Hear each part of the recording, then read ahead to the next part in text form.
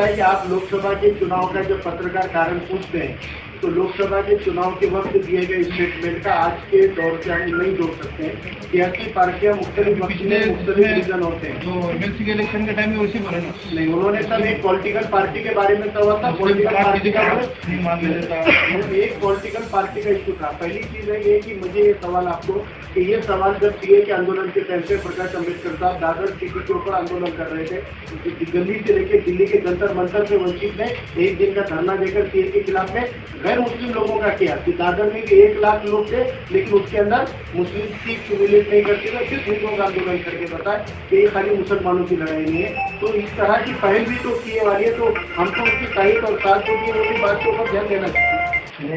सवाल किए, मैं खुद सवाल किया था अम्बेडकर साहब के लगाते तब उन्होंने ये खुलकर बोला कि मुसलमान मुझे कायद मानने की तैयार नहीं है। अब मुझे तो ये कहा है शिकायत के बाद कि ये क्या मस्जिदों ने लॉकडाउन फॉलो नहीं किया, एकदम नेगेटिव कमेंट हो। ये उन्होंने मस्जिदों में लॉकडाउन फॉलो नहीं किया। उलट मरकज के टाइम पे अकेले प्रकाश अम्बेडकर साहब ने कहा था कि ये हुकूमत की है जो बाकी मीडिया समाज के मुस्लिम समाज को टारगेट करिए, जबकि गलती सरकार की है। इतने लाख लोग जब विदेश से आए तो सरकार सो रही थी क्या मरकज के ऊपर खापर खोलना, ये अकेले कायद थे। बाकी के मैं याद दिला दूं कि कांग्रेस मुस्लिम लीडरों के मेरे पास अभी वीडियो है जो बोल रहे थे कि मरकज को माफी मांगनी चाहिए, लेकिन अकेले अम्बेडकर साहब ने कहा था कि मुसलमानों के ऊपर खापर फोड़ने का काम सरकार करी, गलती सरकार की है और खापर इधर फोड़ रही है। तो हमको ये भी हमको देखना है। एक स्टेटमेंट ये था इससे पहले प्रेस संपर्क में हमने उनसे और पूछा था कि आपने मंदिर खोलने का आंदोलन शुरू किया था जब कोल्हापुर गए थे, तो आपने मस्जिदों के बारे में आंदोलन क्यों नहीं किया? उनका जवाब बंद हुई थे, बंद ही नहीं हुई। मेरा एक आपको बताता हूँ, उनके भाई प्रेस कॉन्फ्रेंसेस जो थे पंढरपुर आंदोलन के पहले, उन्होंने एक शब्द का प्रयोग किया कि सांकेतिक आंदोलन पंढरपुर का है, सब धार्मिक स्थल खोलने के लिए हम आंदोलन कर रहे हैं और सभी धार्मिक स्थल खुले जाए। तो हाँ है ना, ये मान रहे ना मसले होंगे, तो ये मसले हल करना सरकार की जिम्मेदारी है। सरकार डायलॉग करके जो डाउट आ रहा है उसको दूर करे। सीए के खिलाफ आंदोलन में एक ही बात बताई जा रही थी कि आप ये कह रहे कि हम नागरिकता हिंदुओं को देंगे, सिखों को देंगे, जैनों को देंगे, बुद्धों को देंगे, पारसियों को देंगे, ईसाइयों को देंगे। तो आप ये भी मानो ना कि जो जरूरतमंद है मुसलमान है उनको भी देंगे। आप धर्म के आधार पर नागरिकता क्यों दे रहे हैं, ये जायज सवाल है ना। तो हम वो आपको कह रहे हैं कि इसमें गलत नहीं हुआ है, आप सरकार की दावेदारी यहाँ पे नहीं कर सकते। जब करोड़ों लोग रास्ते पे उतरे हैं तो कुछ ना कुछ गलत है और वो लोगों को विश्वास में लेकर कानून को सुधारना करना चाहिए। इस देश में लोकतंत्र के अंदर लोग सबसे बड़ी शक्ति है, जनता सबसे बड़ी शक्ति है और संविधान की शुरुआत भी द पीपल ऑफ इंडिया से होती है, हम भारत के लोग से होती है, ना कि हम खासदार ना हम आमदार की तरफ से होती है। ये जो आंदोलन है अभी जैसे आपने लेकर मुस्लिम समाज की जाने से किसान साहब रखा गया, तो आपको अच्छी तरह मालूम है कि हिंदुस्तान के अंदर मैं समझता कि 5% मुस्लिम खेती बाड़ी से जुड़े वाले होंगे। तो ऐसी क्या नौबत आ गई कि मुस्लिम समाज को इसके लिए सपोर्ट में उतरना पड़ रहा है?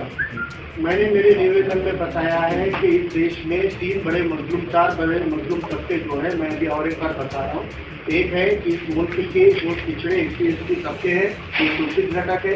इस देश के अल्पसंख्यकों के अंदर से मुसलमान जो है वो शोषित घटक है।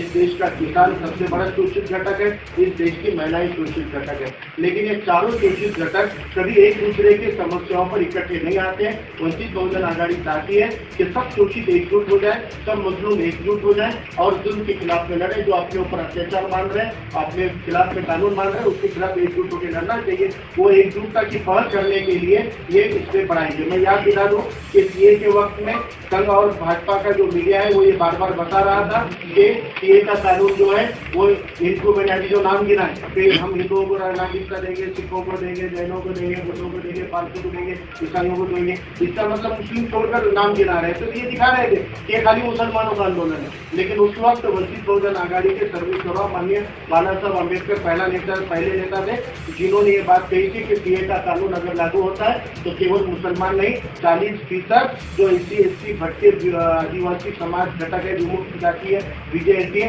ये 40% हिंदुओं के भी ऊपर अत्याचारी है। इसीलिए ये सीए सिर्फ मुसलमानों का आंदोलन है। 55 दिन गुजर जाने के बाद भी जो है अक्रॉस द कंट्री कहीं भी ऐसी चिंगारी नहीं उठी। अभी भी जो आप लोग यहाँ पे जो करना चाह रहे हैं मुसलमानों को जोड़ के, इसमें भी जो है किसानों की भागीदारी बिल्कुल नहीं के बराबर नजर आ रही। तो ये अवेयरनेस सर आप क्यों पैदा नहीं कर सके, या फिर किसान उनसे संतुष्ट है वो कानून से? बिल्कुल नहीं, मुझे लगता है कि महाराष्ट्र का जो किसान है वो इतना दबा कुचला है। आपको बताऊं, देश के सबसे ज्यादा आत्महत्याग्रस्त किसानों में 1 नंबर के ऊपर महाराष्ट्र है, और 1 नंबर से 2 नंबर का जो बड़ा फासला है वो ये दिखाता है कि महाराष्ट्र के अंदर की खेती पिछले कई सालों की गवर्नमेंट की पॉलिसी की गलती से इतनी तबाह हो चुकी है कि आज महाराष्ट्र के किसान रास्ते पे उतरने के लिए सक्षम नहीं है, वो उतर नहीं पा रहा है, इतना जला हुआ है, इतना दबा हुआ है। तो इसलिए अब नॉर्थ के किसानों को ये दिख के आ रहा है कि अपनी जमीनें जाने वाली है, तो वो बड़ी ताकत से सामने आया है। लेकिन अब थोड़ी तो शुरुआत की है।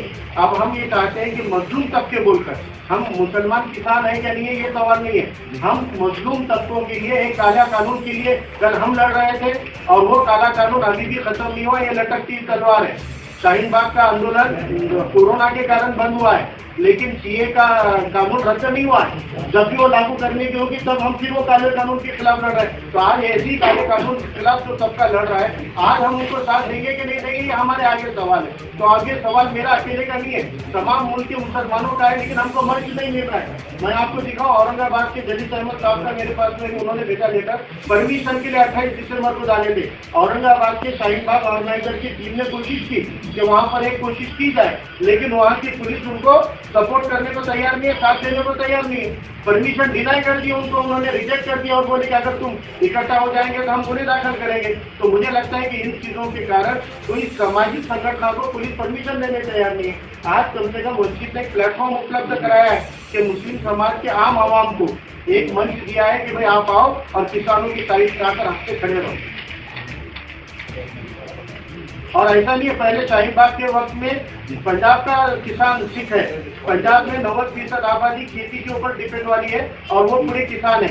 ये किसानों ने वहाँ आकर उनको ताबूत किया, उस आंदोलन में शिरकत की, हजारों के जत्थे आए। तो जब उन्होंने हमारे काले कानून के लड़ाई में शिरकत की थी, आज अगर वो किसान रास्ते पे आए, हमारी जिम्मेदारी बनती है कि हम भी उनके साथ में खड़े रहें। एक मजलूम दूसरे मजलूम के साथ खड़ा होगा तो इस जुल्म के खिलाफ में लड़ाई जड़ी ना सकती है। सर, किसान बाग का स्वरूप शाहीन बाग की तरह होगा क्या नाम है?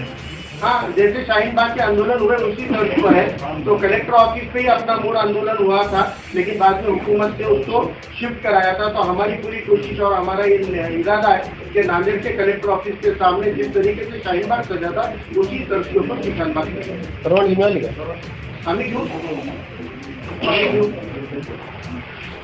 जो कॉन्क्रीट तैयार कर दिया है,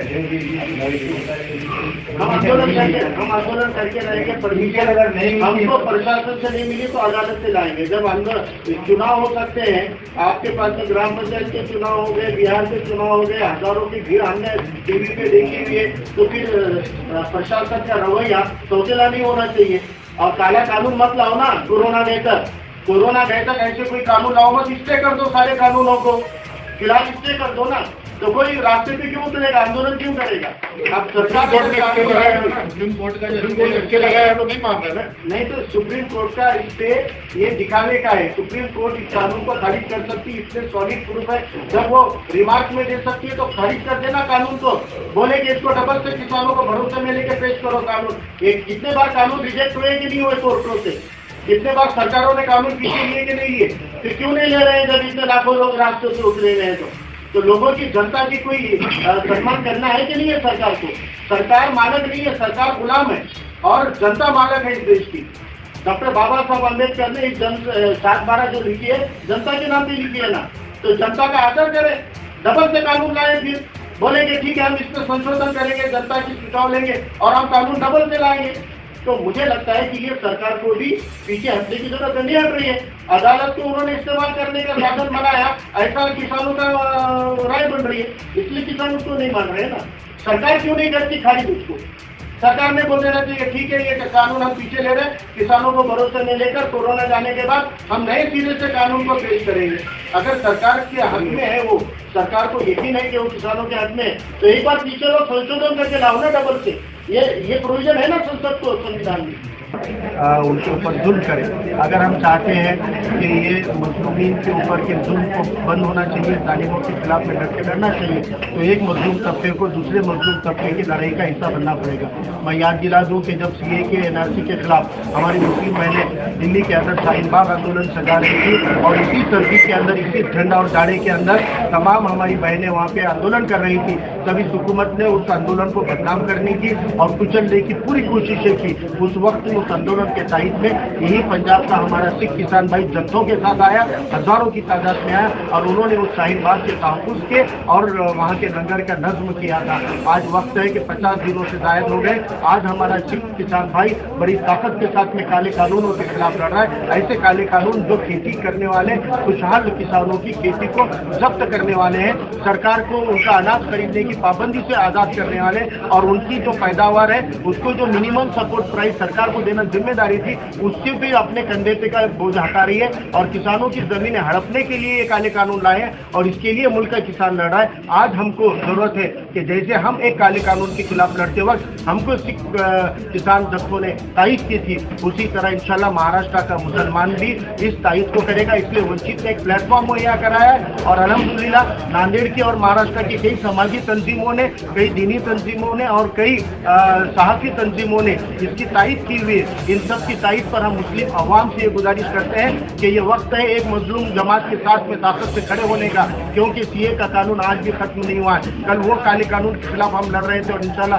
वो कानून अगर फेल नहीं होता है, उन्होंने सरकार पीछे नहीं लेती है, तो इंशाल्लाह हम उसको और भी लड़ेंगे। लेकिन ऐसे ही काले कानून के खिलाफ अगर आज हमारा सिख किसान भाई खड़ा है, तो आज हमको जमहूरी तरीके से सिर्फ एक दिन का वक्त देना है। सिर्फ एक दिन 27 जनवरी को कलेक्टर ऑफिस के सामने हमको नज्म करना है। नज्म किया जा रहा है शाहीन बाग के तर्ज पर किसान बाग आंदोलन का, उसमें एक दिन की हमारी माँ बहनों से मैं दरखास्त करता हूँ, खवातीन से दरखास्त करता हूँ, मेरे मुस्लिम नौजवानों से और भाइयों से दरखास्त करता हूँ कि आप उसमें शामिल होइए और एक दिन का मुजाहरे से हम ये दिखा सकते हैं कि इस मुल्क के किसानों के साथ इस मुल्क का मुसलमान बड़ी ताकत के साथ खड़ा हुआ है। और इंशाल्लाह इस महाराष्ट्र के आंदोलन का असर दिगर रियासतों पे होगा और मुल्क का मुसलमान जब रास्ते पे उतरेगा तो फिरका परस्ती और धर्म के नाम की राजनीति बंद होकर इंसान, इंसानियत और इंसान के हकूक की नई सियासत की दिशा इंशाल्लाह यहाँ पे मुसलमानों के इस कदम बढ़ाने से इंशाल्लाह मुल्क की जमहूरियत की सोच को फिर से कायम करने का एक मौका मिलेगा।